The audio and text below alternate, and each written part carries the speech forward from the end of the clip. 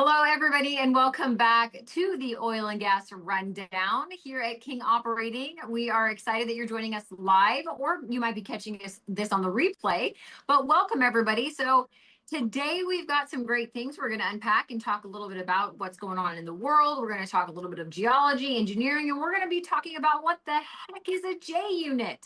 You're thinking, what's a J unit? Well, we're going to unpack that a little bit for you, or shall I say, we're going to drill down into it and give a little bit of explanation on what makes King Operating such a unique investment for, those out there who are looking to diversify their portfolio, get into oil and gas. We want to tell you exactly how we do it differently here at King Operating. So today, of course, we have our founder and CEO, Jay Young, with us. Jay, say hello. Hello, Rachel. Hey, everybody. Awesome. And we've got our lead geologist, Mark Ayers. Hi. Hello. Hey, Mark. Thanks for joining us. And our EVP of Operations, Kelly Duncan. Hey, Kelly. How y'all doing? How y'all doing? These are our Texas guys here. So that Kelly is representing perfectly there. Jay, let's just, talk real quick about, prices of, oil, natural gas. We're still seeing an increase there, even though some of the tensions with the U.S. and Iran have simmered a bit. And even with, an estimated increase of about 13.4 million barrels of crude on the market, what do you see kind of driving the prices right now? Yeah, that's a good question, Rachel. And I'll tell you what, the United States is producing 13 million a day, but we are consuming our addiction, our appetite, if you will, is 20 million. So we need 7 million barrels a day. As a matter of fact, we can't even use 13.4 million that you mentioned. Those will not go through all the refineries here. So we have to export about 1 million or 1.5 million barrels a day overseas, and then it comes back. So all those tankers in the Gulf and everything that's one reason why. The Gulf of America. I was gonna say Gulf of Mexico, but it's the Gulf of America. But so you see all this, and we have an incredible appetite, as the world does, for oil, and that's not going away anytime soon. And you'll see that from today's prices. They're just continuing to go up. The price of oil may go up, may go down. People are like, oh my gosh, it's 60, whatever it was, got down to the 50s, now it's 65. It's like it's gonna cycle. And the reason why it cycle is exactly what's happening right now. You see a lot of companies bringing rigs off the table because prices have come down. We oversupplied ourselves in the United States with oil. And so what we did is we oversupplied, prices came down, companies quit drilling. All of a sudden, you see that, and all of a sudden there will be a shortage of oil. This summer, next in this end of this year, there will be a shortage. Prices will go back up, and all of a sudden it's a never-ending cycle. So oil is last 5 years, 10, 15, 20 years has been over $70 a barrel. I think close to $75 or $78 a barrel. The average for all that. And that's what we see today. And that makes up the supply and demand, which is so very, very important when we're looking at prospects. And like right now we are getting rigs. We're talking to people. Kelly can tell you where we are on talking about rigs and the difference today than he was talking about a year ago or 2 years ago is so different on getting a rig. Kelly, what do you see in the marketplace, and how much discount can we get today compared to a couple of years ago? I'm seeing some of the greatest pricing in some long time. And more importantly, availability. So definitely bidding everything, comparing prices. Price options are great. So now is the time to talk. To drill wells for less capital than we would have years ago. So even though product price is down, if we can bring the capital expenditures down, super big line items like drilling rigs and in frac costs and services and some products that just frac plug prices are the lowest they've been in almost in history. Technology's caught up with it and whatnot. Just the price of some really high tech tools is within reach. Some things that I would have never thought about using offshore and international technologies that would budget out any U.S. land well. Availability, the usage is down, and therefore the price market's real aggressive. I'm getting tools and technical tools that are for prices that I could have never guessed. So we're getting to drill better wells, longer laterals, more stages, more total barrels and reserves because of that, for lower capital costs than ever. And that's kind of the name of the game. So although prices aren't where we all dreamed of them to be, if we can save several $1 million on the upfront, capital output, what would cost out of our pocket in our investor's pocket, the money needed per barrel, and the hope is at some point it turns around. That's when you kind of double whammy, and you drill for less and then eventually make more product price. That's really helps boost the economics of any well or project or J unit for that matter. Yeah. What price are you seeing a discount? Is it 20%, 10%, 20, 30% discount on capital expenditures right now? What do you think? It varies per category.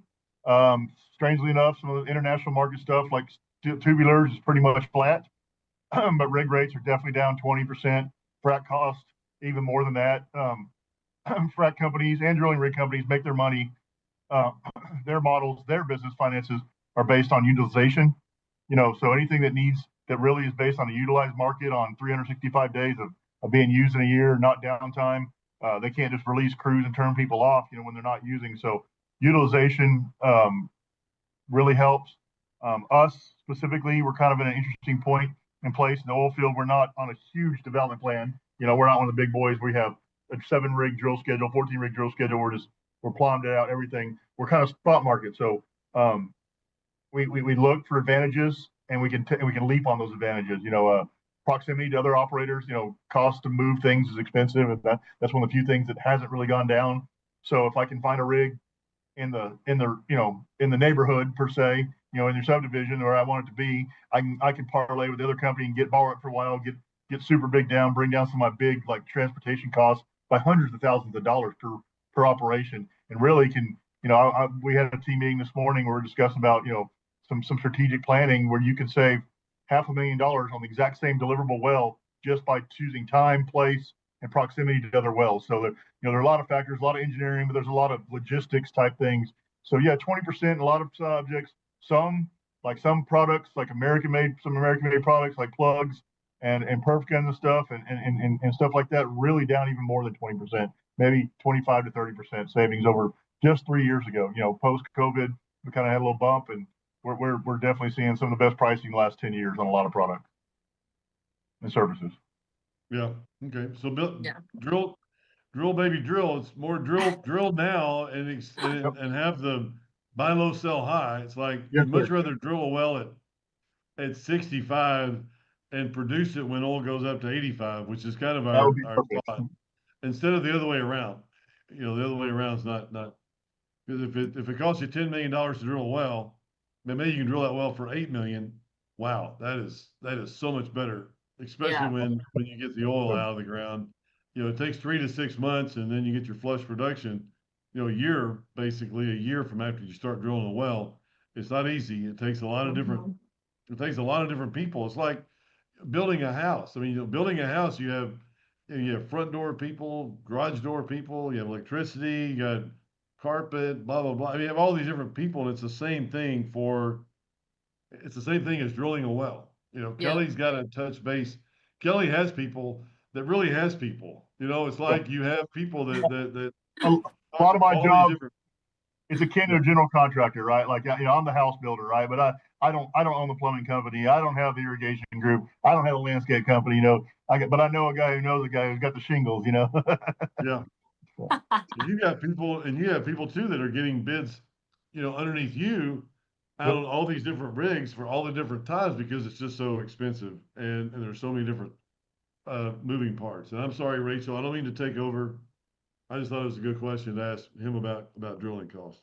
No, it's great. It's perfect. Actually, kind of leading into, I think that's a great conversation because, we're drilling right now. I mean, we've got 2 wells completed producing that we had in Bivens. We've got 2 more that Kelly had been working on. And then, of course, looking at the 10 in the mid-con and starting to get going there. It's perfect leading up to talking about our J units and why it's so important that we're drilling right now. I mean, we are drilling. We are getting things rolling in this COP3 in such a great way. So let's talk about the J units. Let's break that down for people to understand.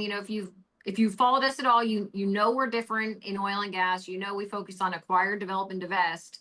And so really looking at how do we do that And Jay, you're the guy. You're the man. Well, let me, I didn't, this isn't all me. It isn't about what I've come up with in my mind of just what sells and what is a company look forward to, or what is a company, what is a company purchase? What makes it attractive? So that's what I've been Yep. thinking about here is, okay, so we have to go out on the front end and look for repeatable locations. What's repeatable locations that you can drill, like the Permian Basin, like in Amarillo, like in the Mid-Continent, Marcellus, Eagleford, all these different places you can drill wells one after another after another. It's like in the Mid-Continent area, there's been literally tens of thousands of wells that have been drilled out there. So from the data points in well control, where the oil is and where it isn't, right? So basically where this is. So what we do is we go out and look for acreage. We go out and look for acreage. Let me see if I can put something together here. Yeah. And we go out and look for acreage. And let's say we're looking for acreage in an area that has 640 acres. And this 640 acres is a place that let me put one here. Let's say it's a square like this. It's a square of acreage, and let's say it's 640 acres. I'll put that at the bottom because I'm gonna put J unit up here on the top. And we're gonna go out and buy 10 of these for our investors. They're gonna give us money. It's gonna cost about $75 million to do this in the Mid-Continent area, and 75 million bucks, and that's gonna be acreage, and that's gonna be drilling the 10 wells, the whole 9 yards. So we're gonna have 10 units or 10 J units out here in the Mid-Continent section, and that's about 640 acres.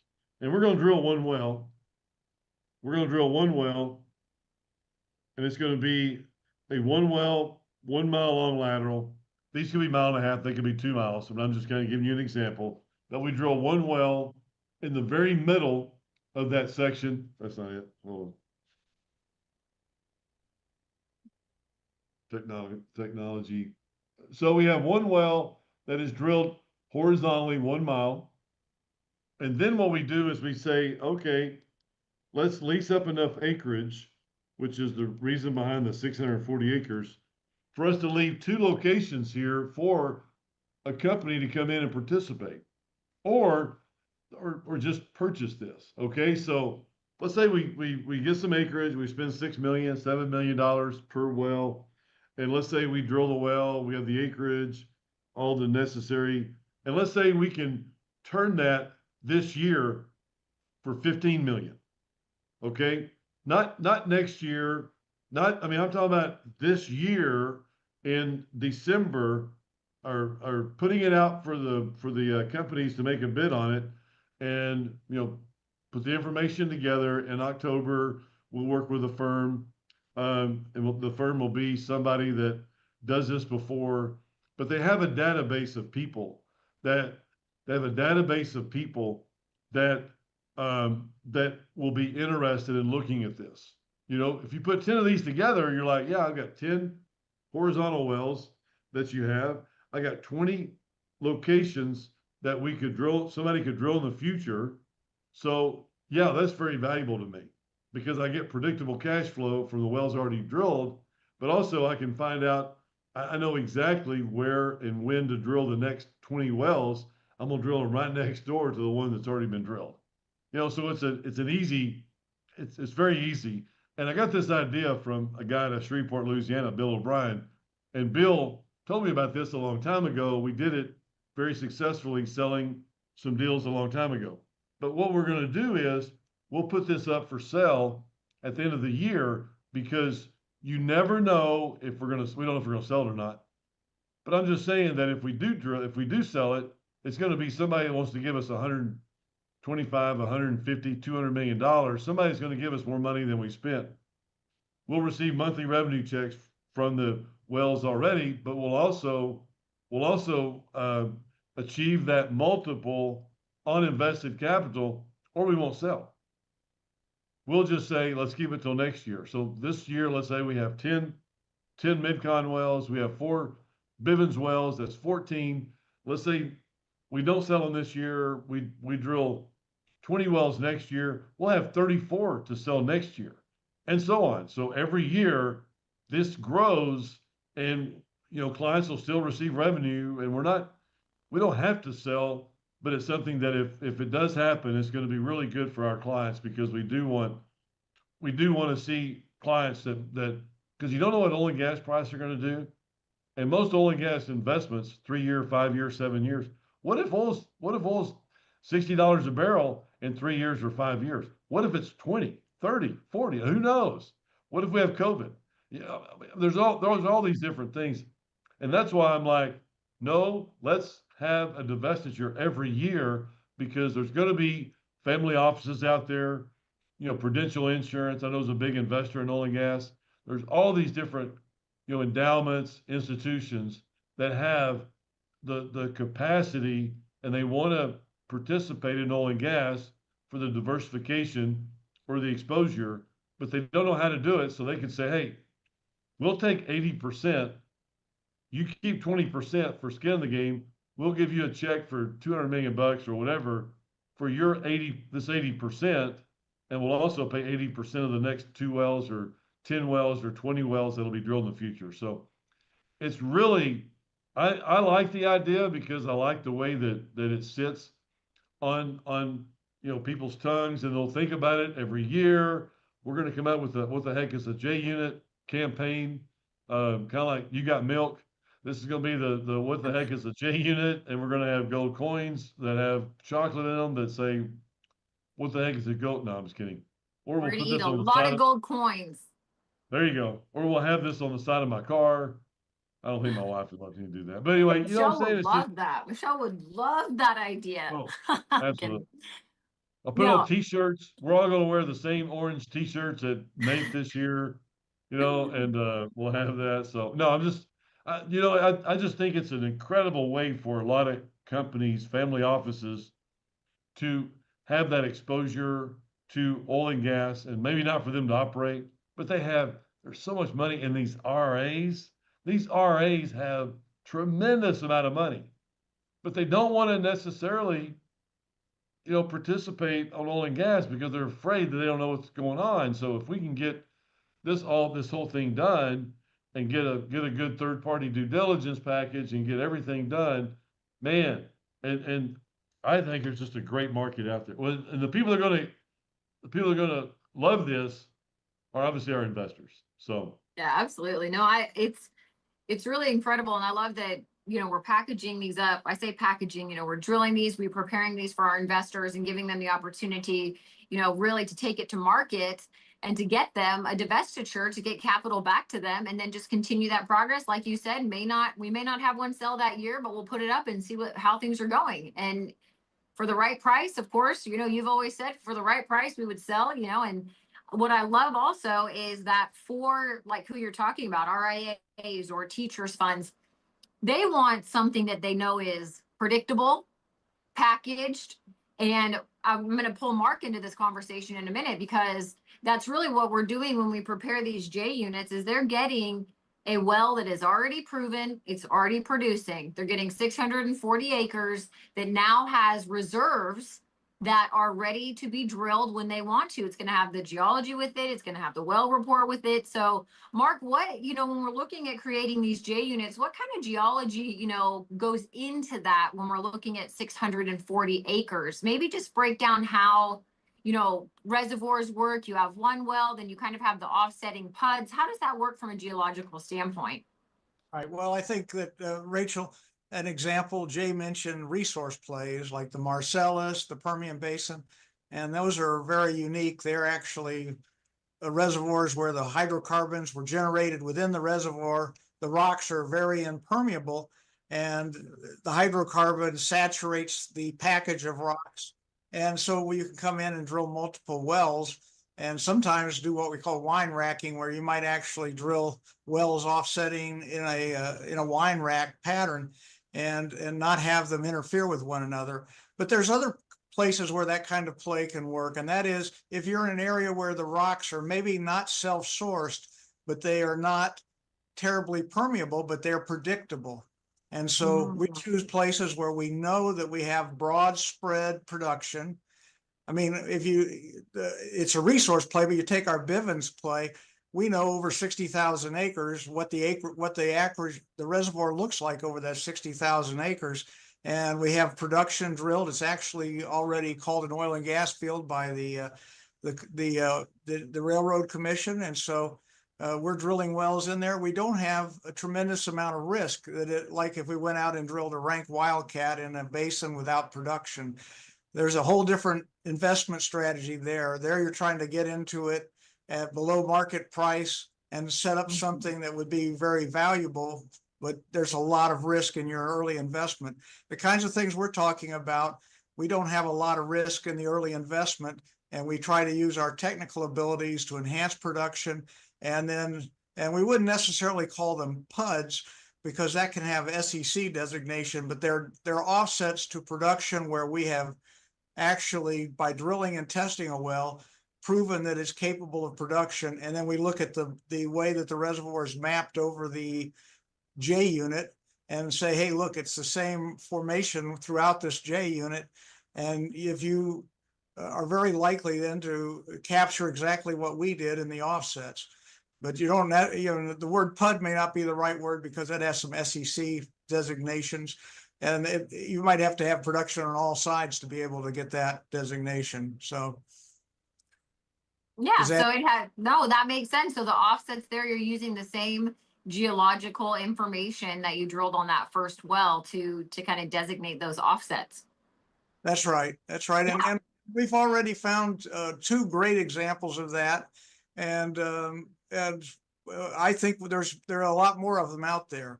And it's just a matter of looking for a place where we have enough acreage to justify getting multiple J units. So we want a block of acreage that's accessible, and we want something that we know has low geologic risk. We are highly likely to make a successful well. And now the question is just how successful. And I think that's with the new frac technology, Kelly bringing in some ideas in completion, me bringing in ideas of where we land these horizontals, and together we can enhance the value of the well and then sell its offsets. And the thing I like about doing that is the traditional model is one where we would spend many years trying to develop this area. Let's say we had 20 sections, and we wouldn't just go and drill a couple of wells in there and try immediately to sell the offsets. We would go and try to pin down all the corners and then sell it as one large multi-million-dollar, $100 million deal. Now we're talking about taking bites at the apple. And the beauty is you can time it better. Like Jay says, you don't have to sell it this way. If oil prices, people are predicting it to go lower, you can hold on to it. And I think in my experience, more people have made money by understanding when the wave's rising. And that's where you sell for a premium. And that's where we can do this with J units. Yeah, absolutely. No, that makes complete sense, Mark. Basically what we're doing is we're enhancing the asset value, right? We're bringing up the asset value through that producing well on that acreage and showing, that this is proven and this is producing and it can be repeatable. Is that correct? And that brings up the asset value. And we make that judgment based on the mapping of the reservoir and knowing that it extends over a large area. Wow, that's wonderful, Mark. Thank you so much. So Kelly, let's talk about your part in this. So you're the one out there landing, working with Mark to land these wells in the correct place. What does that look like for you when we're talking about J units? Well, lateral length important. Of course, I'm not just drilling with the completion side of this. So, getting great frac length, getting great coverage on our wells in a zone, on target, maximum reservoir reserves per foot of lateral is a big calculator that goes into mine and Mark's in our reservoir teams deal. Getting good fracture lengths, but also figuring out what the perfect distance is, the offset well, so drilling any well and proving up 2 more with it is great.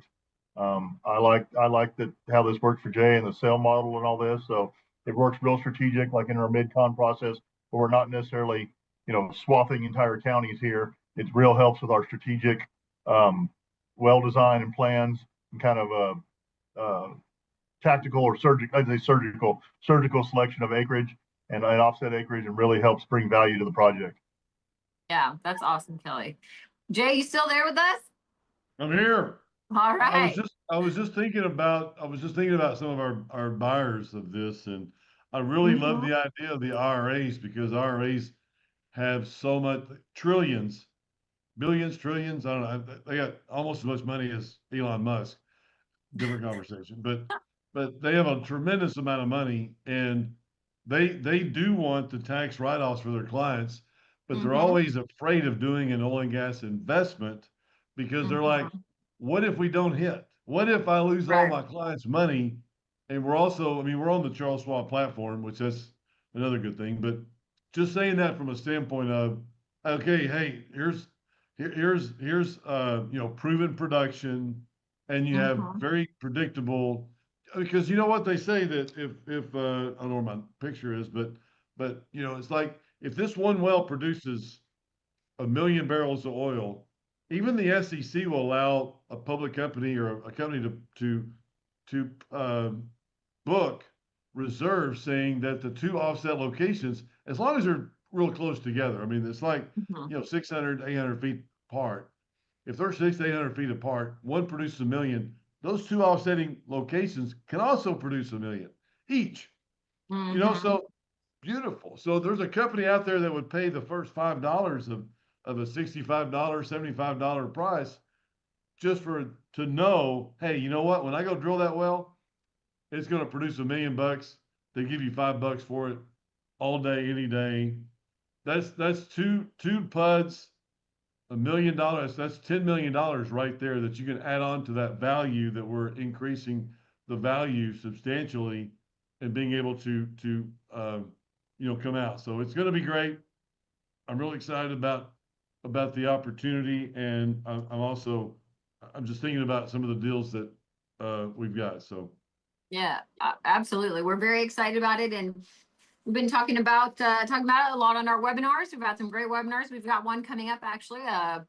It's tomorrow at 5 p.m. So if you're watching this live and you want to join us, you can go to kingoperating.com and definitely send us an email, shoot us an email, say you'd like to find out. I think Laura's probably got a registration link online for that webinar tomorrow. You can join us, and we'll dive a little bit deeper into some of the great things that have been happening at King Operating, some double-digit returns this month, and fantastic looking IRR, and just, headed on a great path. So make sure you check out the website, kingoperating.com, and make sure you check out Jay's book, Upside of Oil and Gas Investing, published by Forbes Books. You're going to want to get this and read this. Talk a little bit more about our model, and then Jay might have to do a part two. Part two in the works, another book? Yep. We have the second edition that's going to come out hopefully by the end of the year. That's our goal. And I've got to finish writing that, or there's some things that are of age, and I want to change that up a little bit, and I want to get it to the publisher by end of this next month. So that's my goal. I got to get on it though. Got to get on it, man. Time flies. Find time amongst all the other things you're doing. So time flies when you're having fun. That's right. Time flies when you're having fun. So, well, everybody, thank you so much. Mark and Kelly, I want to thank you for joining us today. Thank you, guys. Thanks, Rachel. And if you'd like to join us on our upcoming webinar tomorrow, please hop on over and take a look at LinkedIn or our website. And Jay and I will be there along with Steve Mulliken. We'll just be sharing a little bit more on the current progress of our Crop 3 fund and all good things that have been happening there. And of course, every Wednesday, 2 p.m., I believe, except for this upcoming Wednesday, because Jay, I think you guys are at NAPE and I'm up in Salt Lake at another conference. So no live this coming Wednesday, but we will see you the next Wednesday here, same time, same place. Thank you, everyone. Good. Thank you. See Thanks, ya. guys. Thanks.